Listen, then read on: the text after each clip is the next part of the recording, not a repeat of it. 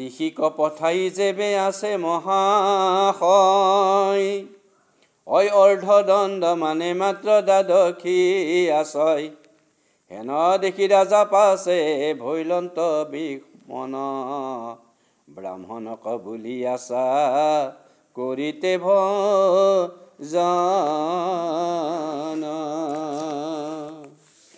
যে দুৰ্বাসাই যেতিয়া সেইফালে গা ধোৱা গাল এফালে ঋষি চাই ৰজাই চাই আছে যে এতিয়া দেখোন দ্বাদশী তিথি দেখোন শেষেই হ'ব বেছি সময় নাই গতিকে এই ঋষি যদি সেই দ্বাদশী তিথিটো শেষ হৈ যায় তেতিয়াহ'লে আমাৰ কৰ্মৰ একোটো আৰু হেৰি নহ'ব মইতো আকৌ খাব নাপাম ব্ৰতে দেখোন ভংগ নহ'ব এইফালে ঋষি গা ধোৱা যায় দেখোন আহিয়ে নাপালাক কি কৰা যায় এই বুলি ৰজাই চিন্তা কৰি আছে ৰামে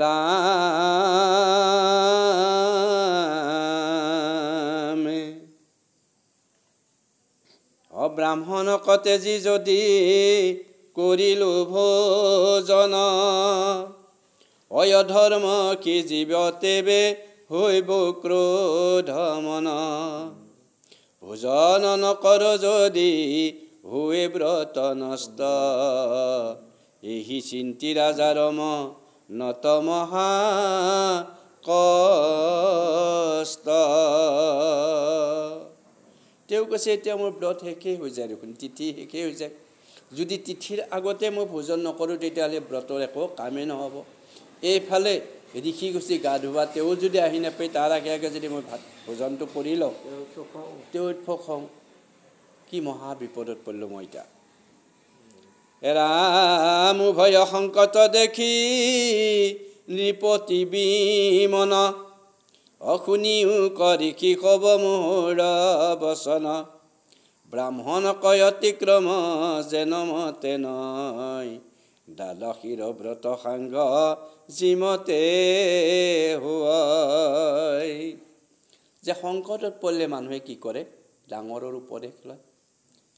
এতিয়া ৰজাৰো তেনেকুৱা হৈছে যে মোৰ ব্ৰতটো শেষ নহয় যদি মই ভজন নকৰোঁ যদি মই ভজন কৰোঁ যদি এইটি দুৰ্বাসাৰ কি পায় তেওঁতো মোক শাপে দিব গতিকে মই মহা সংকটত পৰিছোঁ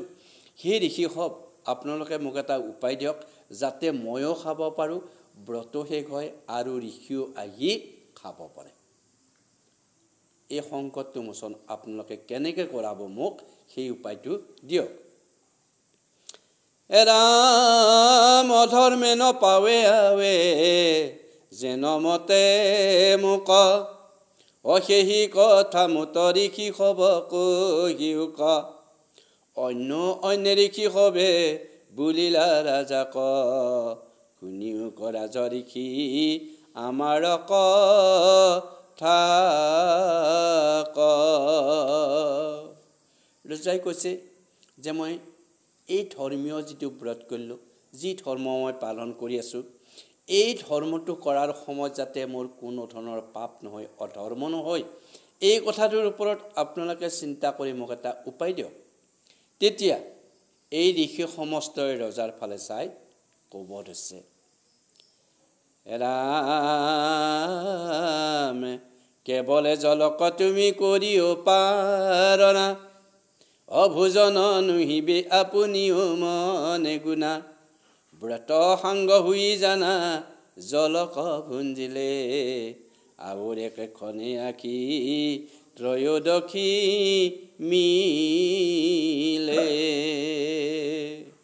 ঋষিবিলাকে কৈছে যে এই ব্ৰত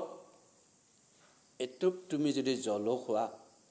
তথাপি সেই ব্ৰতৰ ফল তুমি পাবা অৰ্থাৎ ব্ৰতটো ভালদৰে ভংগ হ'ব আৰু এইখিনি সময়ত যদি তুমি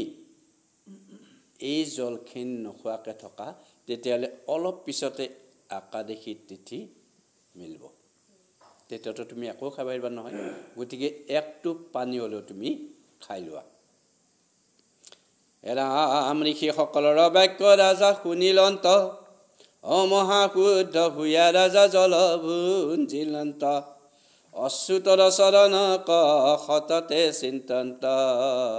ঈশ্বৰৰ মূৰ্তি ৰাজা হৃদয়ে নে ৰন্ত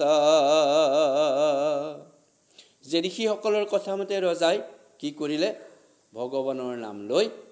অকমান পানী মুখত দিলা ৰাম ব্ৰাহ্মণক বাত চাই মহাৰজা ৰৈলা অশুনিও ককুৰু শ্ৰেষ্ঠ যেন কথা ভৈলা দুৰ্বাসাৰ সংগ ভৈলা নৃত্য কৃত্য ছয় কালিন্দী জলৰ উঠি লন্তম এইফালে বামুণ অৰ্থাৎ এই দুৰ্বাসা মুনিৰ ফালে চাই আছে ৰজাই নাহে এইফালে ৰজাই চাই আছে সেইফালে দুৰ্বাসা মুনি কি কৰিছে গা পা ধুই উঠি ভালকৈ খোৱা সৎপান কৰি তেওঁ এইফালে আহিব লৈছে ৰাম যমুনা কুলৰ পৰা ঋষি আখিলন্ত অয়ন্তৰীক্ষ মহাদ্বীপে তাংক দেখিলন্ত পাৱে নমস্কাৰ কৰিলন্ত জানো খিৰে অকৃতাঞ্জলি হুয়া নমৰে ৰৈলা মহা